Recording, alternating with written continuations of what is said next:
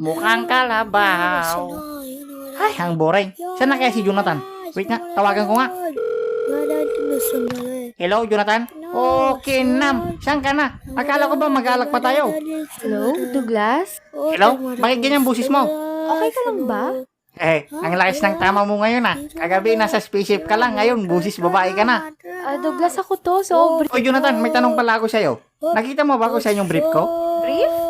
Yung one piece sa harap tapos bindin sa likod. Ha? Yung may butas ngayon sa harap para pag ihi ko kahit di ko natanggalin. Hindi ko alam kung saan na yun Yun na lang kasi yung natirang brief ko. Sabi ko naman kasi sa'yo, dapat pinapaalam mo kung gagamitin mo. Wag mo na lang sabihin sa iba na wala akong brief. Nakakahiya kasi baka sabihin nila kayo Bray. Lalong di ako sagutin nun. Saan ka na? Hoy, Douglas, ako to, Sobre. Ubre? Oo, namalikatan ng tawag. Hindi. Ikaw talaga yung tinawagan ko. Special ka sa akin